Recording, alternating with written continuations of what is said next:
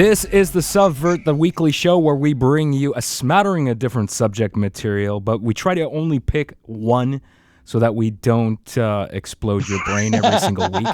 I'm Alex Knight. I'm joined by Aaron Stewart, who is laughing uncontrollably. As successful as we are at picking one and sticking with it. And we're also joined by Kristin Rumohr. Hello. Okay, so this week we're going to be talking about self-driving cars. Well, not so much the technology of self-driving cars, but the overarching theme that I want to focus on is how we can get past our own fears about giving up our ability to drive if we want a safer future and also a better environment because of the impact of gasoline. And let's face it, fossil fuels are not going to last forever. And that's the science is out there already on that we have a finite number of years available left before, gasoline is not going to be available anymore. And electric cars are clearly the future. And it's going to be a while before we have a fleet of self-driving cars where we don't have human beings running the show anymore. But I do want to talk about getting past our own fears and how do we get to a point where people don't drive cars anymore? Because there are clearly so many benefits. We'll get into some of the benefits of that. But one of the things that I didn't think about lately was, and this was brought up by somebody, I don't remember his name. I was just listening to this other tech podcast about it, and he was talking about how, think of if you had a fleet of self-driving cars, right? You could have every single car driving in lockstep, synchronized with each other. That means they could be within an inch of each other's bumpers. You could get rid of stop signs. You don't need stop signs. You don't need lights anymore. There's so many things about our current infrastructure that you would just get rid of altogether. Things would be way more efficient. One of the things, Aaron, you brought up before we started recording was, one of the issues is when the light changes from red to green, you've got this really inefficient thing of everybody moving off the line at a different speed, and sometimes you've got one person in the middle that's really slow, and it starts creating a traffic jam because that person is falling asleep or they're not paying attention. So there's so many benefits of self-driving cars, but getting past this thing of I need to be able to drive a car, and driving a car is a privilege. It's not a right, obviously. Yeah, so, I think that's been a lot of where I've been lately, just going, why are you not taking the responsibility of this privilege that we give you? Exactly. Yeah. So that is the main thing that I wanted to talk about, was getting past our fears, and I want to know your thoughts about that, because cars have been around for a long time, and since you're a teenager, get the idea of having a car is pretty much the ideal concept of the ultimate freedom, right? The ability to go anywhere you like. And so, and for some people, driving is something that they enjoy. I love driving. I love driving across the country. I can drive for hours and hours. For some people, it's a pain, there. But of course, as much as I love driving, I don't enjoy being stuck in gridlock traffic every day. I don't enjoy being surrounded by people that are not paying attention to the rules of the road, people that are ignoring stop signs or not signaling, or that don't understand how their fucking taillights work, that sort of thing. So that's an extreme annoyance that we can completely eradicate with self-driving cars. Do you guys think that that's getting worse as well? I don't know if that's just me, or maybe just because living in a big city, but I feel like people are just becoming shittier and shittier drivers. And I wonder if that's because of like our attention span, right? Like we talk about this a lot, how like our collective attention span is decreasing because of all the information we're kind of bombarded with. So like I feel personally it translates to driving. People just can't focus on what's going on. So it's just a mess all the time. That's my personal thoughts on it. Literally can't hold their attention long enough to sit through a 30-second light. Yeah. Holy fuck. That is, oh my God, that makes so much sense now. Right? They literally can't focus on it long enough. And then they're looking off and doing something else and thinking about and doing blah, blah, blah. Well, that light's turned. Oh my goodness. And that's been my problem, is that I've been trying to just give the benefit of the doubt all this time. And unfortunately, it's just getting to the point where that has just run out, where it's just the guys looking at it's the constant distraction that seems to be most of the issue on the road nowadays. Yeah. Nowadays. And it is. If it goes down to you're not comfortable sitting by yourself, we talked about this a few episodes ago. If you're not comfortable sitting by yourself for even a couple minutes, then that would naturally translate, I would think, to being in the road at a stop sign.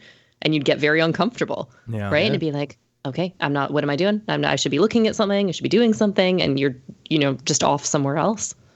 Well, let alone you've had 2 pings on your phone while you were driving and you're going, what was that? Right. Which is how they get you. That's what they're designed to do, is to keep your attention every, 5 to 10 seconds if they can. Yeah. Right. Probably more if they could. But, it's the problem of they're always trying to get your attention. So your attention is always, whether you're conscious of it or not, always being pulled away.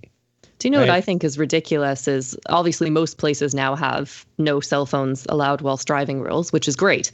Yeah. But then you look at kind of newer models of vehicles, and the Tesla's the one that's jumping out at me. That's got a fucking screen bigger than my computer. Yeah. That you can send text, you can watch movies. And I was like, this is so much more distracting. Anytime I've been in one, I'm like, how can you even drive? Yeah, really. Yeah, it doesn't make any sense. So, in that sense, it would make sense to just automate the whole thing. Right. Be like, you want to sit in your car and watch movies? Great. Do that, but you don't have control anymore. Let's talk about some statistics about how many people die every year. Okay? Every year, roughly 1.3 million people die in car accidents worldwide, which is an average of 3,287 deaths per day. That's insane. If we can eliminate that with self-driving cars, I'm all for that. Yeah. Well, again, as I was mentioning before the podcast here, I think the main issue with, the reason that we don't have the self-driving cars yet is because we still have people on the roads. It's us in the way. Well, there's more to it than that, but. Well, it goes back to kind of your original question, is how do we give up that feeling, that right that we think we have to drive a car? Because that's what it comes down to, right? Stop watching movies. It comes out saying everything's now automated and self-driving vehicles. You get people that are, it's my right to drive my car, right? It's my freedom in my vehicle. Yeah, because there's a culture of car identity out there, right? Where it's in movie. It's ingrained. Right? Like car versus truck, right? You get down to, the trucks are Dodge versus Chevy, right? And they have big turf wars over Dodge versus Chevy, right? Like, mine's better. No, mine. It's like, who gives a fuck, man? Right? I mean, if you're using it for what you want to use it for, then it's your car, right? It doesn't matter. Anyway. Mm-hmm. Yeah. Which kind of leads into status as well. Yeah. Yeah, absolutely. Right. There's a huge status symbol. Just one, being able to afford a car is. And that's, we are talking from a bit of privilege here, of we all have cars. Unfortunately, it is kind of one of those things where we are kind of the privileged few to have vehicles at this point. Like it's getting better, but, there's a lot of people that don't. So anyway, just to acknowledge that. And that's where also the self-driving cars might equalize that as well. Right? If there's roadblocks in the way of you getting your license, having self-driving cars would bypass that entirely. Mm-hmm. Right? Do you see self-driving cars as something that you would own, or do you see it as more of a collective? Right? Like similar to how you have car share programs now. Would it be similar to Uber, right? You just call up your self-driving car and it would just be at your door within minutes. Or do you think you'd have to own it? That's actually very interesting. That's not something I have ever really thought about, because again, you wouldn't want to have competing companies trying to force their map of whatever onto the grid. Mm-hmm. It would have to be some sort of collective, right? Where you would have to have some sort of overarching, control scheme, and then you're just kind of adding cars to that. Yeah. Like you wouldn't be able to have it as a capitalistic structure where, this company owns this part of town. I can't see that working, right? Like, yeah, there's something just beyond the concept of giving up your ability to drive a vehicle. There's something deeper here that we can talk about for many different subjects. Whether it's owning a gun or just our own rights and privileges that we feel that we have right now. It's very difficult and painful to give up something that you've done all your life, right? And also to give it up, to be completely selfless, to say, even though I enjoy driving, I'm going to give up my ability to drive because I care about the greater good. I care about reducing fatalities on the road. I care about the environment. I want there to be a planet that it still exists for my children and for future generations. And unfortunately, we don't really live in that Gene Roddenberry utopian society where we care about each other, where we care about what happens 100, 200 years down the road. We only care about ourselves. We only care about immediate monetary gains, about what's in it for me right now. Fuck the next guy. I don't care about what, you know what I mean? Yeah. Okay, well, let's talk about the immediate monetary gains then. Right? You talk about, this sense of loss of your vehicle going away, but think about not having to pay for insurance, not having to pay for a parking spot, not having to, worry about that vehicle getting smacked up on the road by someone who doesn't know how to drive, right? Realistically, the idea that you're giving up something, and you were talking about freedom originally, and that was the whole thing of the, having a car is freedom, right? You're not giving that up. That's the thing. There is no loss of freedom in self-driving cars. You're actually gaining more freedom in being able to program an appointment of when this car comes to pick you up. You hop in your vehicle, off you go. Right? Like that's the thing. It actually offers you more freedom because you're able to then go to more places instead of having to fight through traffic to get there. If you're able to cut hours off of your travel time to get anywhere, why wouldn't that be, Like that's the problem. Everybody talks, about how climate change is so expensive to fight. Yes. Well, how expensive is it to have forest fires every year? How expensive is it for everything to burn down? How expensive is it for nobody to be able to breathe clean air? And so you've got people dying from all sorts of lung diseases. Like, how much does that cost? And that's the issue, is that we keep looking at this from the wrong perspective. Instead of looking at how it's going to lift everybody up, we keep looking at how everybody wants to keep holding us down. Yes. Right. Yes. And look at how much we're losing by giving ourselves up to a little bit of AI that might actually be able to think better and have different perspectives on exactly what we've been trying to do this whole time. But we have this idea that we're the best thing there is. And so nothing that we do could be infallible. That's not. No, sorry. And that's the problem. We're not losing anything by having self-driving cars. You could still have your fucking car. It just means that you only get to drive it on the weekends, or you only have to drive it on the weekends when you want to just go and experience driving your own car. You get that option, right? But we're going to make you do it on a separate road because the robots will be driving at 250 miles an hour. Sorry. Right? Like, yeah, I think if you could show somebody the actual real benefits of, if you could demonstrate how self-driving cars could save the environment, could save lives, I think even the most staunch supporter of driving their own vehicle and driving a gas vehicle, I think even they would be convinced. But I think the problem is it's really hard to do that, and there's so much work and investment involved in communities and cities and government coming together to build an infrastructure that would work for this to be rolled out everywhere. Well, we built this infrastructure, didn't we? Yeah. Right. It's working real well. And that's the thing, right? So realistically, what's the difference? I think what I see the problem is, when we talk about more kind of socialist agenda types, which this is one of them, you're going to be dealing with people that we unfortunately still live in a very classist world, right? So by saying you're doing this for the better good, here's all of this data to support it, it's like, well, I'm better than that person, right? This is what's going through certain people's minds. Be like, well, no, I don't want to share the same system with that person because how will I feel better then, right?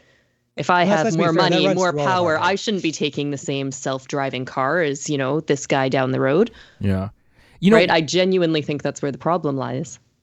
Yeah, I agree with that. And, you see this when you see someone that's really selfish, that doesn't believe in socialized medicine, that doesn't believe, like, why should I pay for your health care?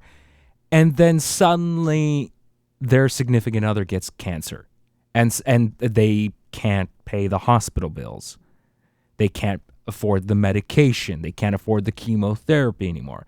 Suddenly they're like, oh, and they start turning around. And it's like, it took somebody that you love that's dying, that can't get the care that they fucking deserve. It took that for you to turn around and change your mind. That's really disappointing.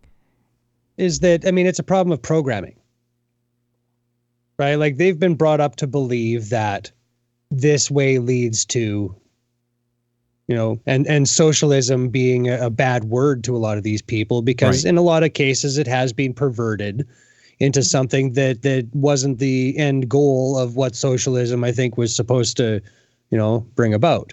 And I think maybe we need to just redefine, maybe the problem is that everybody doesn't like the word socialism. And so we've got to find a new word for what we want, right? Like communism. Yeah. No, that's not it. What's right. But just this idea that we all are part of this, and we all need to be working towards the same, or not even the same, but just like, the idea that we're all here together, and you may have a different idea, and then that's okay. Right. But we need to have some sort of end goal that we're working towards, I think. And that I think is something that we've lost sight of, is what's the end goal of humanity? Mm-hmm. Right. Are we just trying to get better for the sake of getting better? And how does that play out? Right. Mm-hmm. What is the purpose of humanity here? Are we just here to just take and get, just go rape the world and do whatever we, right? Like, gimme. Is that our purpose? A lot of people feel that way. Mm-hmm. And that's the problem. A lot of people, it's the us versus them mentality, right? That's kind of what our society is built on. And clearly it's not working anymore, right? Like, there are far too many people that don't have anything, right? Yeah. And we've kind of created this society where we're shaming the people that have nothing. Yeah. Right. And the first thing that pops to mind as an example is the relief benefit that happened, with the COVID lockdowns and people are out of work. And so then the government says we're going to have a universal income essentially for this, $2,000 a month. And you get people that are so upset. Yeah. Right. How dare these moochers are just freeloading off the system. Yeah. And really the question needs to be, if they weren't making $2,000 a month before this, that's the problem here. Yeah, absolutely. The problem isn't that they're claiming it. That's barely enough to live off of, right? Yeah. So we kind of have this world where we're shaming people that have nothing, and it's this grand feat to accomplish, right? To earn this much, to show that you've worked for it and that you're so much better than. And it really needs to go. It's just it doesn't work anymore. Yeah. Like, how self-absorbed is that? Well, it's the American dream, so to speak, right? We talked about this before. Yeah. It's that idea that you can build yourself up and make whatever money you make is yours, right? You're not in a communist country where you have to give this back. That's your right, is to have it. And it's so ingrained in all of us that it is our right. Mm-hmm. At the expense of other people, unfortunately. Well, I think I want to think we can balance that a little bit better too than we are now. And there's, as it's easy when you wake up in the morning with everything that's happening on the news. You've got you've got forests burning, you've got a madman in power, you have people storming the Capitol, questioning a perfectly legitimate election. You have a country that's divided down the middle, more so now than ever. And it's not to say that those people didn't exist before. I think they always did. You always have extremists. You always have. It's just that the internet, these social platforms that exist, allow people to effectively. I think these platforms like Twitter and Facebook have made us such a significant impact, as much as an impact as the printing press. As what that allowed for journalism, that the church no longer controls the books that you're putting out anymore. So these platforms have given a voice to a lot of people, and as much as I despair many days when I look at what's going on in the world, I really feel like we're starting to also see a breakdown of. You can look at a lot of the stuff that's happening as a very negative thing, but I feel that there's also a positive aspect to all of this too, that as we start to see things collapse and break down, that we can come out on the other side in a positive way, that as we start to look at and reevaluate how all these systems work and our own beliefs and the way we did things, maybe they weren't the best way to be doing them before. And should we be doing this now? Should we be driving gas cars all the time? Should we be eating as much meat as we do now every single day? Should we have a medical system that doesn't really support people properly to get the care that they need? Right, so those are all things that you start to see a breakdown of all these different things every day, and I to me still feel optimistic that this is a good thing to actually see all this stuff and put all our cards on the table and let's figure this shit out now. I was just having a real image of humanity at this point basically being an infant with a megaphone. Right? Like we've figured out this method of allowing, realistically, people with no training in how to speak publicly, right?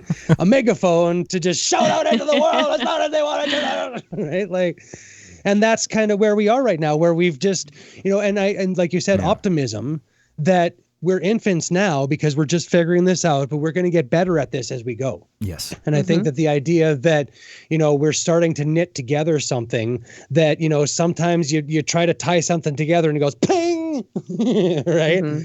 And you have to really just work to get that piece back together sometimes so that we can make some sort of piece, that ends up fitting together in the end. But I think it's that end goal of the unity and trying to make something that everyone can at least be content with. That's the problem, is that, we leave people on the outside and consider them to be failures of this system that we've built, as if this system was the only way to exist in this world. And so we count those people, like you said, that don't, follow the rules of the system as outside of, and we don't take care of them as if they were still us. Yes. Which seems a failure of the system, because I thought the system was supposed to bring everybody up. Right. Yeah. So the idea that we still have people out on the streets with no house, just like no place to live whatsoever. Like we don't even give them a sleeping bag to go find a park somewhere to, make a nice little nothing. No. Okay. That just seems a failure of it. Absolutely is a failure. Like this unity that we're supposed to be working towards. And again, I think it's the problem of this demonizing of these parts of our brain that, again, a creative mind is going to look at the system and see the flaws and buck it by nature. I don't want to live with your rules. That doesn't make any sense to me. I like this, and this makes, and I'm not hurting anybody by doing this. So why would me getting married to my friend here, why would that upset anybody? I don't. For a second, I thought you were going to say, why would getting married to my cousin cause any kind of. I thought that's where he was going as well. I was going, okay, no, whoa. this is a safe, this is a safe space, and. But human He's really hot. I'm just. Human beings have been on this planet for a real infinitesimal amount of time in comparison to the planet existing, right? So, and if you actually look at modern society, where we got to the point of the industrial age, most modern technology, I mean, really in the last 100 years, has been where most of the technological innovation has truly happened. And actually maybe in the last, say, 50 years with the invention of semiconductors and how that has changed the world, right? So we have so far to go, and we have so much potential when you start look at all of the amazing things we've created, right? You just look at infrastructure around you. Bridges that can traverse a body of water for kilometers and kilometers. We can send people into space. We've done so much, but we still have so far to go. That's why you just have to be optimistic, because otherwise, there's no reason to get out of bed in the fucking morning, right? Sure. Yeah. And I was just trying to play devil's advocate there of, a lot of people would look at that and, consider that to be a real abdication of nature, right? And a real, dismissal of our responsibility to the natural world, right? Where this whole technological growth that we've been, having over the past little while here has also been the real source of heartache and destruction and real blight on the earth in a lot of cases in our quest for these technological innovations, right? And again, it's this infant with a microphone idea where, just because we're doing something doesn't mean it's the right thing to do sometimes. And we're not necessarily cognizant of the effects of something that we're doing now 10 to 20 years down the road, let alone if it gets in the way of profit. Most companies will try to dismiss or obfuscate or, I think that's where the issue is, as opposed to, I think technological advancement in itself is part of just our evolutionary process. And it's brilliant. And for the most part, it is things that will ultimately aid us as a species. But when there's money involved in it, that's when it all turns absolutely nasty, right? So then it's, I can make a profit off of making these people, they'll be suffering, but it's better for me in the long run, right? Or whatever these companies think. I just assume that's what goes through their heads. But I think that's kind of the downfall of it, is if we can find a way to actually, kind of going back full circle, how can we all just kind of cooperate together, looking at the evidence of what this technology can do for us? And how can we all say, let's make this work for the betterment of everybody, right? And it kind of has to be doing away with this someone profits massively, in my opinion. Yeah, I think that's kind of the starting of the dismantling of this thing, right? And it's going to make a lot of people upset, but unfortunately, I don't know. My problem is that I've run this, full-on capitalism versus full-on helping each other out idea through my head all the time, and I still can't find any real benefits to having 100% capitalism, full on just fuck you guys, I'm just taking it, right? Like there's no way that plays out in any reasonable manner. Well, I want to be clear. What are you advocating for? Are you advocating for a complete elimination of our monetary structure, of how we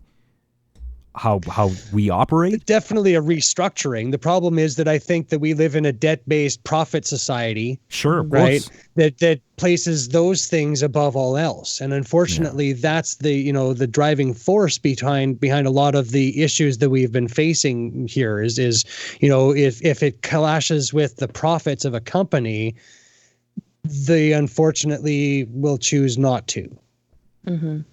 Well, and that influences things at the policy level as well. Yeah. Right. If they've got the money to pay for lobbyists, absolutely. Yeah. But I do think that essentially we need to do away with the monetary system as we know it. And this is just from a purely objective common sense standpoint. If you look at the world, most countries are in debt. Most individuals within that country are in massive amounts of debt. Like, the only thing that makes sense to me is, let's just start again, right? Like, this didn't work. We fucked it up. Right? As soon as the idea of imaginary money came into play, i.e. credit, we were already fucked, right? Like, there's no gold bars and the Federal Reserve backing up the money in the system right now. It's all imaginary, right? So if this computer were to glitch, everything you think you own would just be gone. That's stupid. So let's just do away with it. Be like, that didn't work. Go back, building blocks, start again. Well, it's like, let's move this forward, right? So we're talking about sending people to Mars. Mm-hmm. Okay. Are we going to charge them for that? Well, is that going to be something that are we going to be profiting off of sending? Yeah, but so these people that are there, are they going to have to pay for the air they breathe, the food they eat, and right? Like, is that something that we're having to make them pay for? It right now, as it currently stands, it costs millions, if not billions, to send people into space. So at the very least, you'd have to charge some kind of fee to send people there. And that's where, like, they've shown science, they've done studies that have shown that every dollar you put towards science, especially like space kind of exploration and science, comes back tenfold. So every dollar that you spend in, scientific research on space and sending people out into space, doing the space station has returned so much to us scientifically that it's impossible to even have a list of all of the breakthroughs that have happened just from having this thing out in space that we could just send stuff up to and see how does stuff grow in space? How else were we going to do that? Mm-hmm. Put it in a tin can and just shoot it up there? Like, what the fuck, guys? Right? Like, the only way that we could have ever gotten cell phones, right? Like, any of this stuff was by having a space station up there and putting money into science and space and exploration and all these things that, come back to us in ways that you don't even fathom. The only reason that we have most of this stuff that we're using today to communicate with you on this podcast only came to be because of science. It wasn't, God making, right? Like, and just the idea that this can unify us and make us better and allow us to get past this idea of mine, hey, and yours and all these lines that we draw and just have ours and us and just everything else just fades away. Who gives a fuck? It's a nice idea. Again, I always go back to this, the whole Gene Roddenberry Star Trek utopian vision that he had, that we can have a society where there is no money. There is no hunger, that everyone works towards the betterment of themselves and society as a whole. But realistically, that's extremely difficult to do because we're all inherently self-motivated. We're all selfish individuals. How do you get past that? I don't know if that's true. I don't think that's true, though. And also, I think that power is always, I think that's an inherent human trait, right? Someone will always be searching for more power and control, which ultimately resources, if you can control the resource, you control the people, right? Which is why we see this happen time and time again throughout history. Yeah. Right. So that's the difficult. How do you start addressing that? And that it does have to come with just our basic, I guess, how we're raised. I guess the values of the you talk about society. How hard it was to change it. Well, we built it in the first place. Well, yeah. Right? That's the thing. Like, all we're doing is just changing our minds. The money thing was imaginary to begin with. Right? It was us trying to assign value to things that inherently had no value, like, human life. And the problem is that you act as if, again, it's this big loss of us giving up part of ourselves to give up money. Well, what are you really losing? What do you really lose? Is it the status? Is it the power? Yeah. Right? And then I go back to things that you can't take with you, right? But that's the thing. When you're dead, you're dead. Who cares how much money you had? Why would you give a fuck about status? Why would you care about power? What does it matter? Is it really going to help you? Like, I mean, in terms of, social status, sure, right? But in the end, what do you really get to take with you? Your experiences, and part of that is a shared experience. And wouldn't you want that to be more of a unified experience versus a dismantling one? There's a devaluing of human life, and let me go more into that. I see this all the time, and without naming names, I talk to people just about the COVID situation, for example, and I don't know how the two of you feel about prioritizing vaccinations for people of a certain age. And I got into a conversation with somebody about this man that was he was in his 90s, maybe he was 100, I'm not sure. They got the vaccine, and this person made a comment about, I'm sorry, but you've had your run. Why are we giving the vaccine to somebody who's that old? He's gonna die anyways. And to me, I feel that's like that it is a very slippery slope. But when you devalue human life, when you don't have respect for the elderly, that suddenly, I just think that's a very dangerous path to go down. That, this person doesn't deserve to live a few extra years. Yeah. Who are you to say that? Somewhat ageist, hey? Well, where what, after 90 you don't have any value anymore? Oh, okay. Sure. Right. Yeah. Oh, it was then 90 was the line. Oh, you're sure it's not 60? Are you sure it's not? Yeah. Oh, okay. Right. But then what's the alternative? The alternative to that is, I mean, even the fact that it's been prioritized in different groups is already kind of assigning value, to speak. It is too. Yes, you can look at it that way. So the alternative would just be a randomized distribution would ultimately be the most fair thing then. Mm-hmm. Sure. Lottery system. I suppose, right? Yeah, lottery system, definitely, if you want to kind of do away with that. But otherwise, someone is assigning kind of value. That's a fair argument to make, for sure. You're right. Somebody in a position of power has decided that these people are more important right now. Mm-hmm. Well, and that's where, like, the problem with the randomized, iteration of that is that it doesn't necessarily help those people who are most vulnerable, right? And one would hope that prioritizing of the vaccine would be those who are most vulnerable to dying from it, which would be older people. Exactly. And that would be why we prioritize them getting, exactly. That's why, I don't wear a mask to save me. I mean, I do it to save me, but if I have it, I don't want to give it to anyone else. Exactly. And that's why we do this. It's for others. It's not for me. It's for others that I do this, right?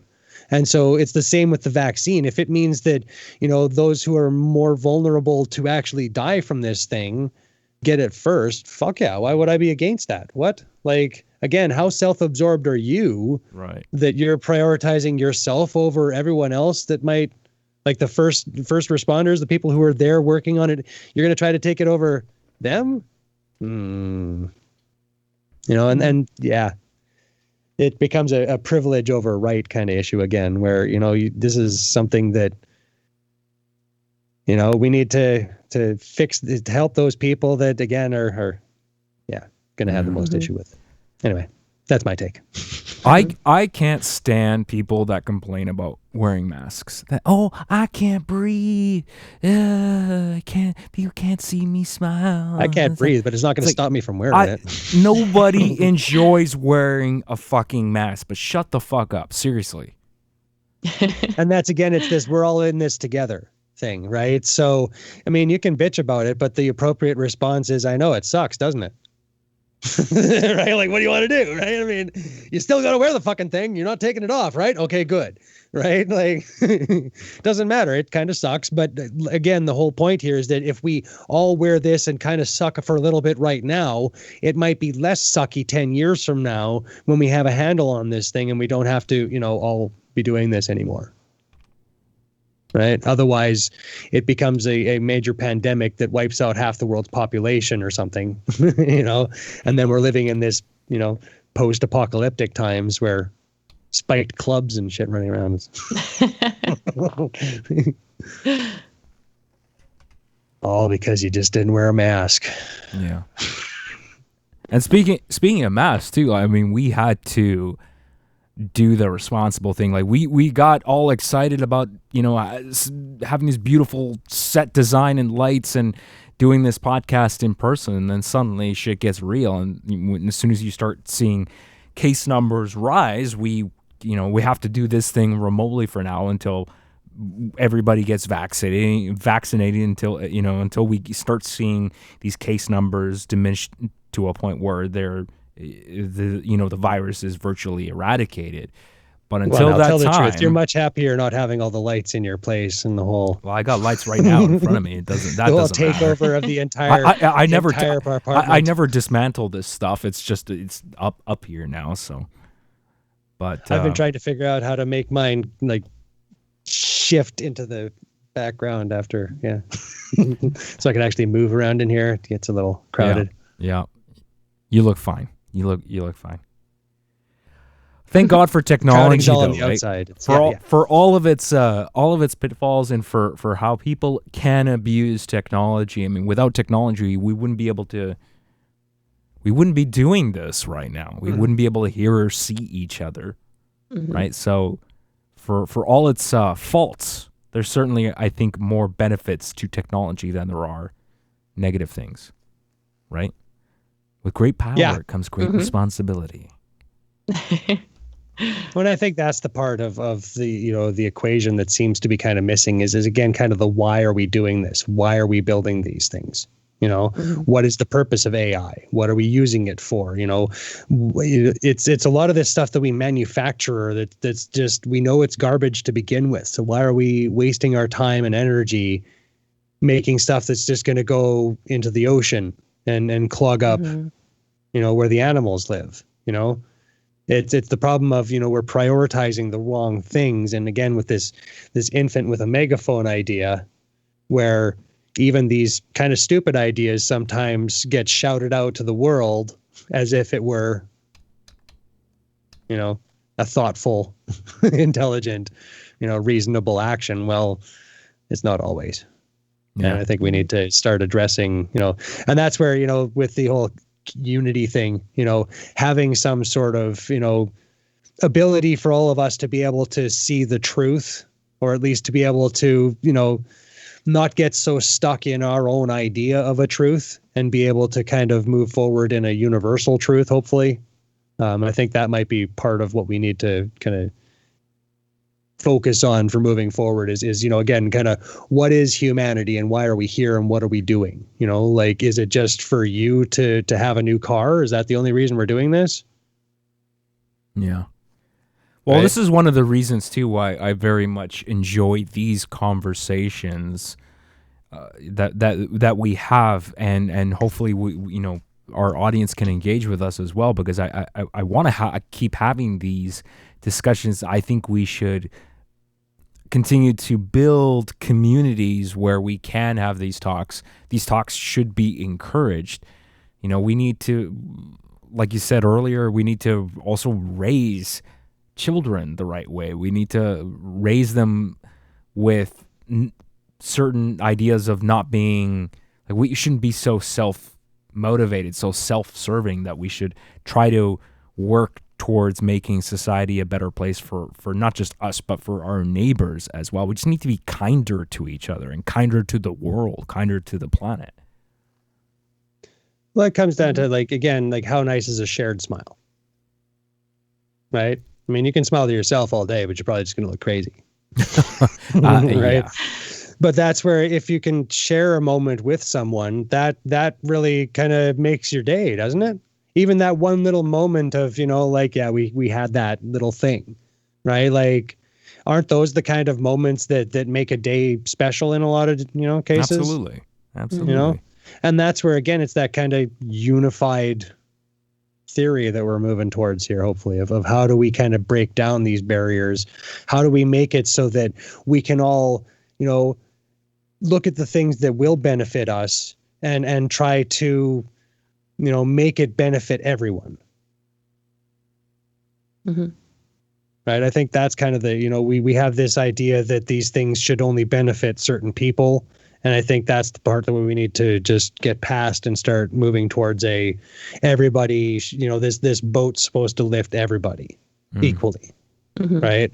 And you may be in the lower level of the boat, but you should still at least be in the fucking boat, right? Like, there's no reason that we should need to be tossing people off this boat. Yeah. There's room for everybody in the boat. There really is. Well, I don't know. There's enough resources here for everybody to have. Well, we just need to change how we construct the boat, right? And I think that's the big thing with population growth being what it is. It's like there's more people to fit on this boat now, right? We got to build a different one. That's all it comes down to. The previous boat doesn't work anymore. There's too many. It's sinking. It sucks. Swim for your life. Let's just build a better fucking boat.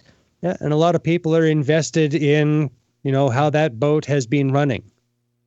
That's been their livelihood. That's been the definition of who they are for generations.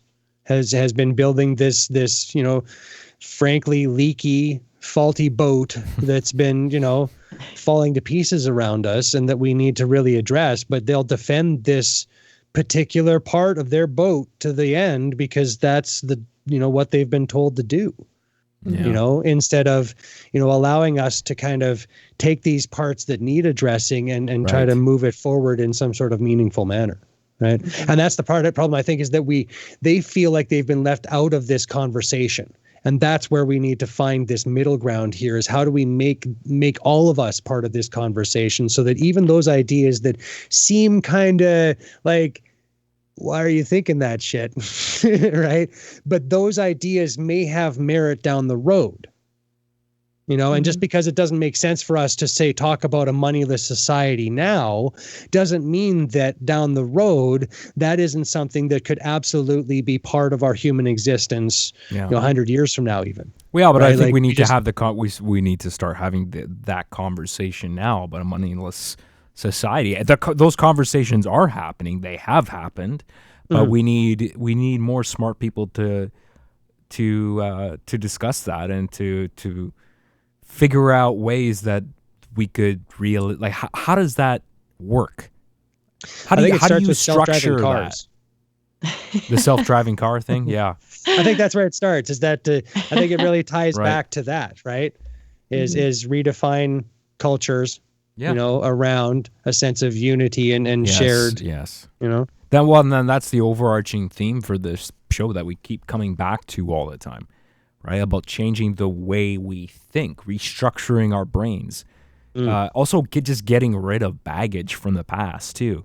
It's funny. I was talking earlier about devaluing human life, and as I think about that, I actually find myself fighting my own negative thoughts of all these stupid old fucks that are here right now are going to be dead soon anyways, so we won't have to worry about them. But then the next thought was, well, there's always going to be some idiot.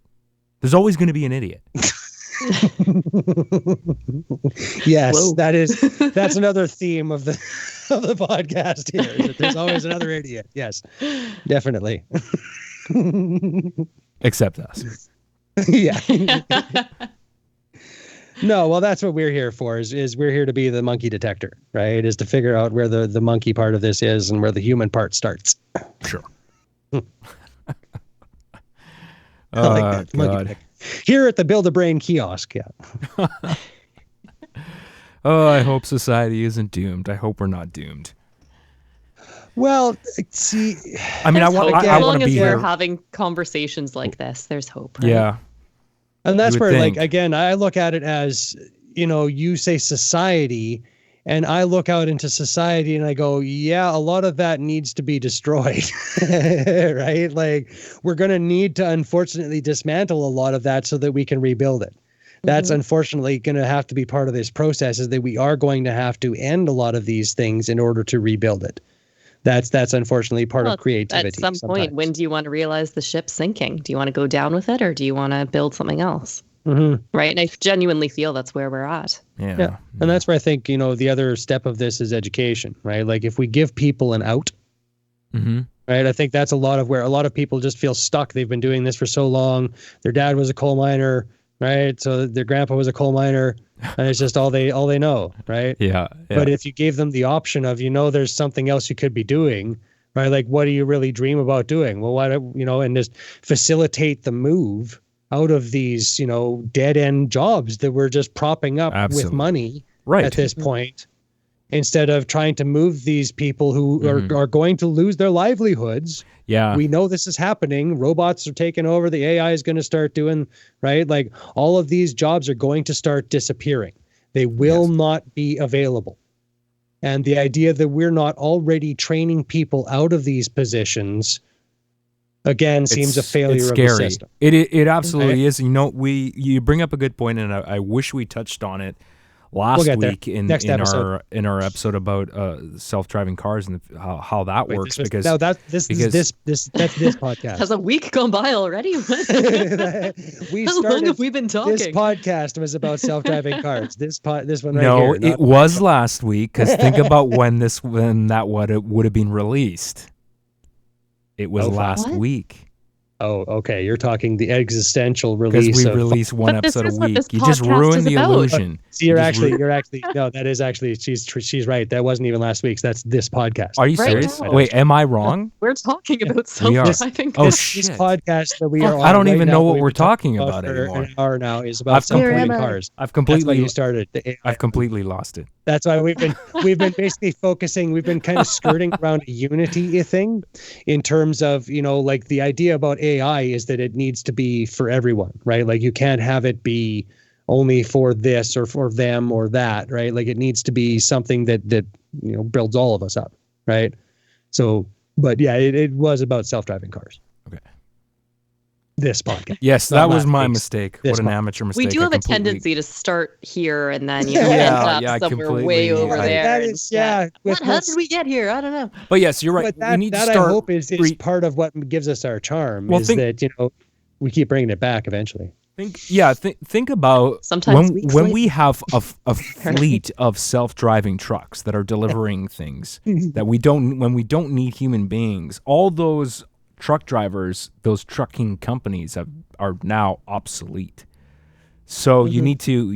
they just change over into, right? Again, but those people now become programmers, dispatchers, or, right? Like, there's lots of other positions around that, right? But you need to retrain people. And that's... For new jobs. Yeah, absolutely. And then you run into the money issue. And why is that an issue?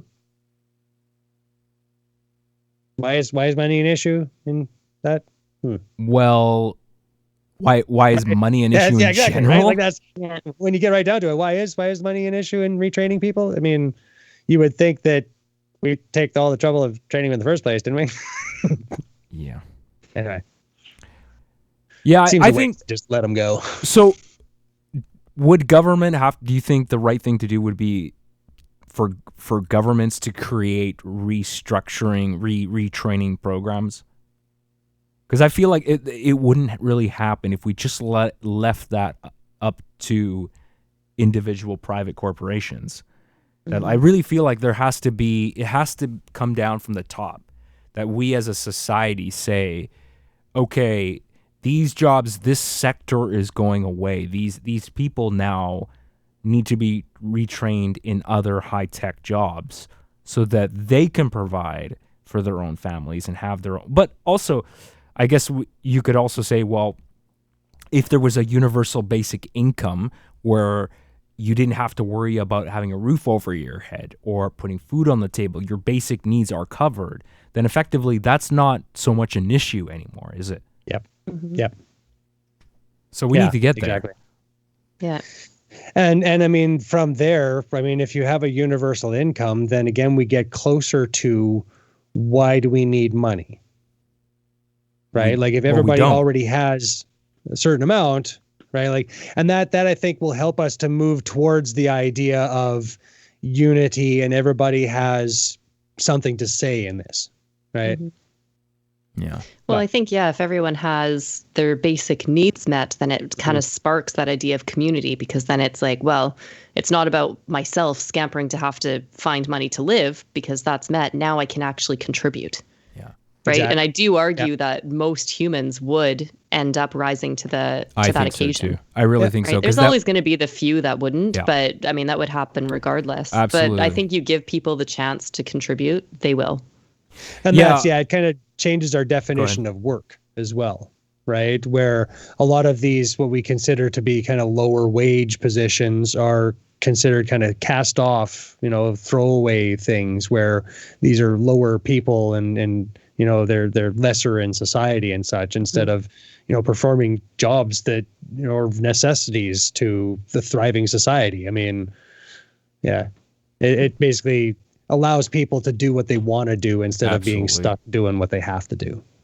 Yeah, I think that would really free up a lot of people to pursue those things that they've wanted to do. I mean, look, I've talked to friends and family about all these aspirations, but they just get stuck in these dead end jobs, and they want to be able to do other stuff. I mean, look, I would love to be sitting here in front of a microphone full time, but I got to make money, and that doesn't, it's really hard to make a living from doing broadcasting. So, speaking of which, and that's our plug for Patreon, is that? Yes, hologramradio.org/donate. Hologramradio.com. That seems a good segue into. We do have a Patreon. Why don't you send some? We do have a Patreon, but that's beside the point. The point is, The point is, it would allow us to. It would free up our time to pursue other things that we enjoy doing. And also think about the stress level, right? The average stress level's coming down, where you don't have to worry about rent. You don't have to worry about food anymore. You're not going to be homeless, right? Mm-hmm. What does that do to your health? Mm-hmm. How does that affect everybody on the planet? It's going to make a big fucking difference. And how many of those, just generally irritable people that you know of would become much less irritable were a good portion of their, irritable stress disappear? Mm-hmm. Yeah. They wouldn't be, you don't think people would be as angry anymore? I think that it would definitely contribute to an overall sense of happiness in a society, for there to be a baseline, I can at least put food on the table for my family, and I don't have to work for, $10 an hour and work 3 jobs to make ends meet in a city where the price of everything keeps going up all the time. Yeah.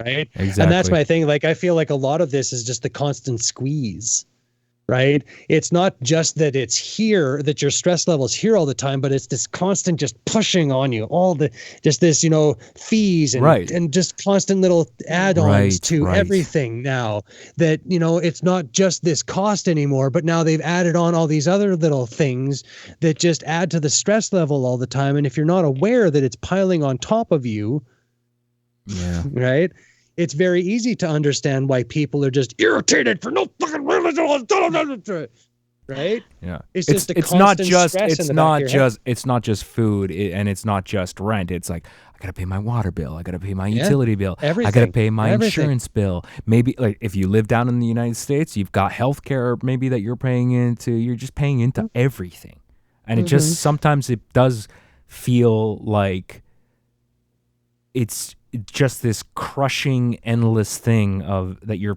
from month to month. They're like, all these things, and then things happen that you don't expect. So you got to have emergency money, because suddenly, if you live in a strata, like, you've got special levies suddenly that they have to do these repairs, and if your kid gets sick, you're how do you take time off of work to take him to the hospital? Exactly. Are you supposed to deal with any of these? Right? Like, I've had this lump in my chest here for months now, but I can't take time off to go to the hospital to find out. I'm just using an example, right? Okay. But that's the kind of stuff that people live with on a day-to-day basis. They've had this health issue that they've been just covering over and going, no, I'm fine, because they have no means of actually going to deal with it. Think about in the States where they don't have medical insurance, right? Like, how many people just live with a chronic injury because they have no means of even bothering to go and get fixed if they had that option. And that's kind of the if you think about, just like you said, general well-being, right? Like, how much will AI, like the self-driving cars, improve general well-being if you didn't have to even think about getting to work today, where you could just hop into your car and it would just drive you there, and you could do your work while you were on your way to, and you're here now? Oh, okay, cool. Yeah. Yeah, I think mean, about it. You didn't have to have any of the people on the road getting in your way and not knowing how to drive, and highway Tourette's and the whole. It's very easy to get stuck in a rut, right? Getting stuck in a cycle where you can't, like you said, you don't have the time to take off because maybe you're being overworked and you've got all these responsibilities, and it can become difficult. I mean, I remember I had a friend of mine that for a while wasn't he was really working too many hours and he wasn't making that much money, and for a while when he was unemployed too, and his teeth were all screwed up, like, and he had another health issue. Gums, like his gums were rotting, and that's another one. Like, he why couldn't don't we even deal with see dental as if he it were a couldn't health even issue? see a dentist. He didn't have the money. Yeah. It would have cost, who knows, the amount of reconstruction and surgery he would have had. I'm like, dude, you could die. Yeah. And that's the other one. Like, if you have a rotten tooth, just think about the toxins that are leaking into your system all day. Mm-hmm. And that's the kind of thing that a lot of people will just let go because when it costs the same as a month's rent to go and fix it, what's going to have priority? Obviously, a roof over your head, right? And then the dentist tells you, I can yank it for $200 or we can deal with it for $5,000. Yeah. Right. Yeah. At that point, you're just like, pull it. And again, like, that's another one. Like, why are we not treating that like a health issue? It's absolutely a health issue. Your teeth are in your body, aren't they? So why is that a separate thing from your health? Mm-hmm. Right. Right. Dental health is exactly the same, right? Like, all of this stuff. It's a problem here too, right? Not just in the United States. Mm-hmm. Right. If you had to have that kind of work done here, it's going to be expensive, and your health coverage may not cover it fully, or may not cover it at all. Maybe you don't have any. Who knows? Mm-hmm. What if you're unemployed? What happens then? Mm-hmm. So again, let's go out to this Mars Society. If a Martian, how does that work? Got a toothache? Martian dentists. But does that Martian dentist charge them as if they don't have insurance? Or is this something where, because you're here, we take care of you? Yeah, but I mean, if you're going to build a society on another planet halfway across, however many millions of kilometers it is between us and Mars, you're going to send dentists. You're going to send doctors there. You're going to send the right people that you need to run a society, to take care of. I just mean, are you going to run it on capitalist virtues? Oh, I see what you're saying. Okay. Where like, are they having to pay for these services? No, I mean, think about that. How and so fucking then, like, this is where sci-fi becomes, right? Well, and that depends on like why we're going to this new society. Is it because we fucked this one up, right? And then who ends up going? Is it the people that fucked it up in the first place? Well, probably, because they've got money, so they're most likely to build the same thing elsewhere. So it kind of comes full circle into that. We need to change our society first. How short-sighted do you have to be? You have this grand opportunity to build a whole society on another planet. That is a golden opportunity to do something completely different. Mm-hmm. We have a chance to rebuild and not have capitalism, we can have universal basic income. We can work to better ourselves. And if it would be just monumentally disappointing if we sent people to another planet and we made the same fucking mistakes there that we did here. That would be catastrophic, in my opinion. Yeah. And so that was the point that I was trying to make, right? Was that if we can imagine sending them out there and them not having to deal with money, why is it so hard to do here? Mm-hmm. What's the difference? Well, Aaron, what's really the difference, right? If we have to pay all this money to send them out there, couldn't we do the same thing here? I mean, yeah, but the problem is you have an established way of doing things. You have an established mindset. You have people in positions and we're kind of, all these people are going along with, this is how we do it.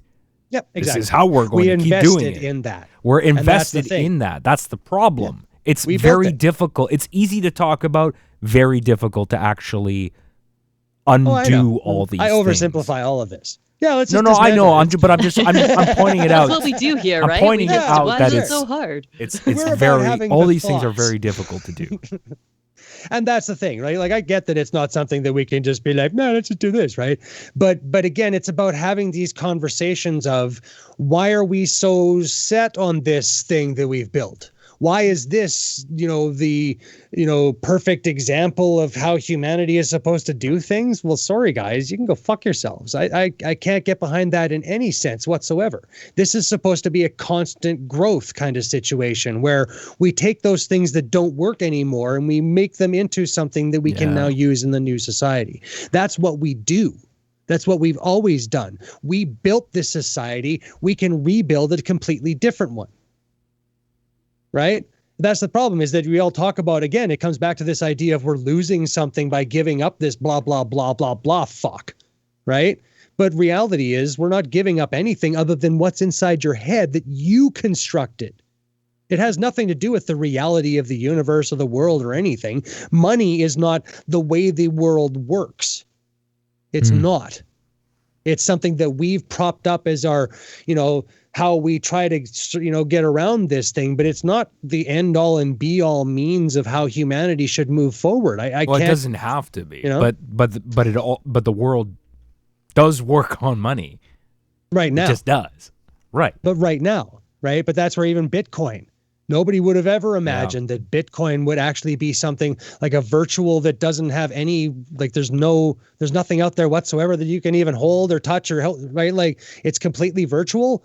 Like, you're kidding me. That's unimaginable. Who would have ever imagined that, 10 years ago, 20 years ago, right? And that's the thing. It's all something we built so we can dismantle. And just because people have invested in it, and I mean, invested a lot, right, doesn't mean that it isn't going to end and that we shouldn't actually be actively trying to dismantle it before it becomes the problem that we can see coming. Yeah. Right? Like, we know this is an issue. Very well said. We know a lot of these things need to come down, or we're going to barrel towards a society that will not support everyone. And yet we're not making the steps to, because we're all very invested in this and we don't want to change anybody's minds at all because they're very invested and they get all upset and then they take guns and they try to storm the Capitol. Well, see, they don't want you to take away our stuff. I'm glad you're going there because I was thinking about that too. And unfortunately, there's a large group of people that are going the wrong way. They're trying to dismantle something that is actually legitimate. That there's a legitimate democratic process of voting, which was double and triple checked, and somehow yet people think that there are votes that are still missing, or that Trump thinks he can conjure up votes that don't fucking exist, right? So you're trying to dismantle government, storming the Capitol to dismantle a legitimate government and legitimate democracy is the wrong way to go about it. See, and my favorite part about this whole thing is the idea that these people legitimately believe that there are thousands, if not millions, of Democrats who are keeping this secret about this thing. One big fucking conspiracy. Somehow none of them have ever talked about it. Nobody's ever broken the secret and come out to talk about people how forget the moon landing was faked. It would take 40,000 people to have kept silent. We're not that well 50 organized. Years, 70 years now. It's not realistic. That's my problem. And so they're expecting the government to have organized to create this thing, and then they're arguing against the government that they were. It doesn't make any sense.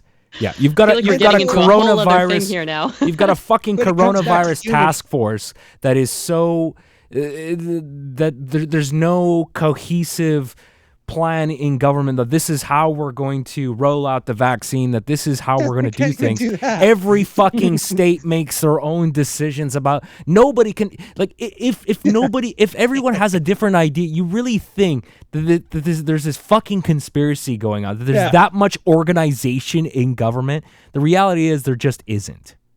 Like all these officials that are counting ballots, those are the people that have, sworn to keep this secret of how we rigged the election. And you're telling me that Joe Blow down the street that was counting votes, he's the dude that's going to keep this grand conspiracy theory? You're kidding me, right?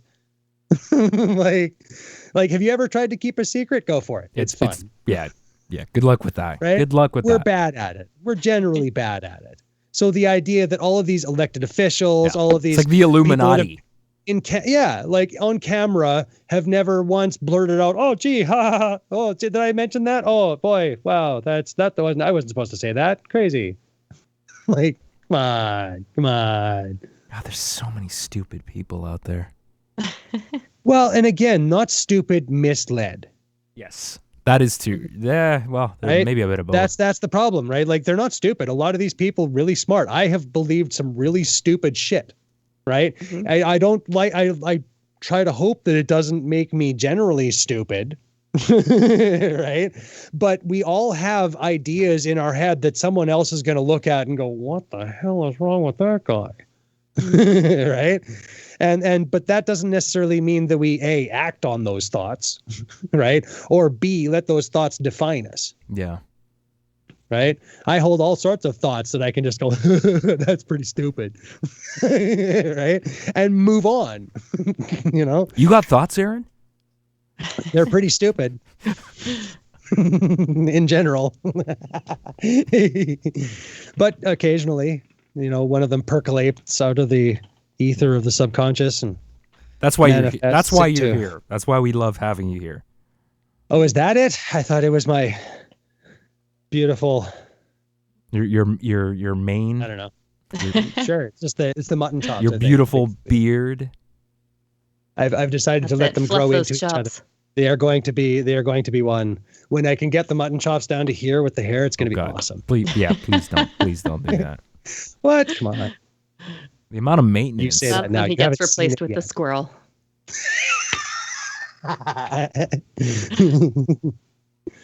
As usual. Mostly squirrel. Yeah. Okay. Well, that was a very illuminating. Get your subvert mugs. That was a very illuminating discussion. I think there's a lot to process here that will. Well, God damn it! If you came to this podcast and didn't expect a lot to unpack at the end of it, I don't know why you're here. And yet somehow I'm always surprised at the end of this show all the time. Wow, I got to keep thinking about this. The depth of where we actually go with this. I'm going to have to leave you with questions. I blame right? Kristen. It's all Kristen's You probably fault should. Yeah. With all of her thinking and her smarty pants over there. God damn it! So smart. I'll turn my brain off. I was perfectly content to just be stupid. But if we can leave people with questions that then, you go forth and start asking them, right? That's kind of what we're all about. Yeah, exactly. Yes. Well, let alone, we try to make this, we try to break this stuff down to find the simple answers first. So if there is any way of, conveying these in a way, like Einstein said, trying to convey things to an 8-year-old. Right? If you can convince the infant with a megaphone to say the right things that can actually move society into unity and helpfulness, like that's the thing. Infants by nature don't like conflict. Maybe some of them do. I've never seen an infant with a megaphone. Yeah, because it's feeling we're about to right now, though. Because it's messy. That's why you do it, right? It's usually just gobbledygook. That's kind of, that's where like I go to Twitter or Trump on Twitter is basically an infant with a megaphone. Hey, I mean, that's basically where that started from, was this social media thing, and because there's no filter, there's no banner at the bottom saying, "Yeah, this is absolute stupidity. Don't listen to anything." Stupidity. There's stupidity. Absolute stupidity. Stupidity. Don't listen to the stupidity. Ignore the stupidity. Yeah, that beer earlier, jeez. Absolute stupidity. Actually, I know. Well, here's a question. I think that was my favorite phrase from today. Yeah. I want to hear from the audience. Let us know how you feel about self-driving vehicles. Would you give up your ability to drive Right, that's what this is about. to reduce the amount of fatalities out there? Or maybe you just don't care about the loss of human life and you're an asshole. I want to hear from you either way. Your opinions are valid either way. Even if it's a kill 'em all mentality, I suppose that's got some sort of valid. We hope you don't act on it, but yeah, exactly. Yeah, please don't act on that. Well, thanks very much for listening or watching on YouTube. Please hit subscribe to ensure you get every episode each and every week. If you prefer the audio version, yes, you can get the audio version today for the low price of $0. That's right. Hit it up on Apple Podcasts, Google Podcasts, TuneIn, and Stitcher. We're pretty much available everywhere on social media as well at the Subvert Pod on Twitter and Facebook. Let us know what you want to hear next week. We will happily take any topic suggestions. Can't promise we're going to do them, though. Any other closing arguments? Don't worry. We cover so many different topics on each of these. it'll circle around somewhere. Don't you worry. Yes. It'll percolate in the subconscious. It'll kind of right. You'll have to listen for a few episodes because we're not going to tell you when it's going to happen. You're going to have to pay attention, and it'll get there. That's right. Yeah. All right. Well, that's all the time we have for this week. We'll see you next time. Bye.